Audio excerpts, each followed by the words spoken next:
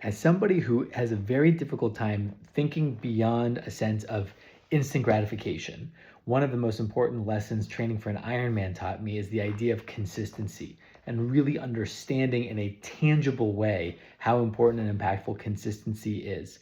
That I can't train for an Ironman in one day. I can't just decide today I'm going to work out a lot and then tomorrow I'm going to be able to do the Ironman.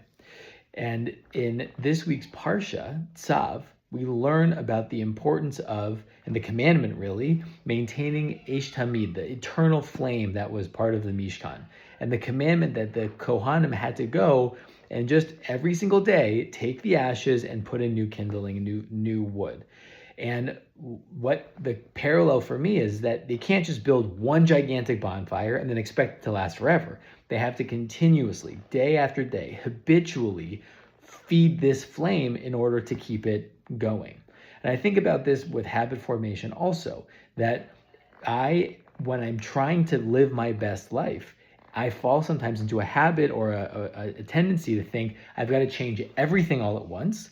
And if I don't change it all at once, then I'm somehow a huge failure, instead of recognizing incremental growth over time.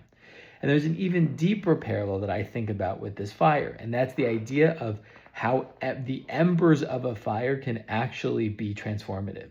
Anybody who's ever made a campfire or kindled a fire in a fireplace can know that even if it looks like the fire has extinguished, the fire has gone down, there's no more smoke, there's no more flames, there's nothing.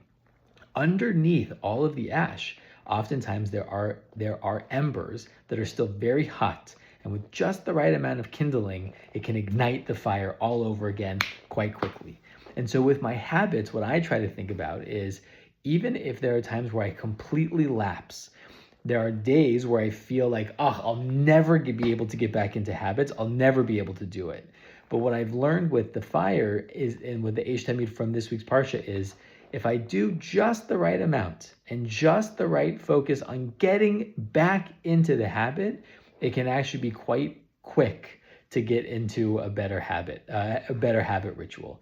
And so heading into the Shabbat, thinking about what are the habits that are on your plate that you're thinking about as ways to be the greatest version and potential for yourself, and lean into that and find ways to rekindle even just the one. Shabbat Shalom.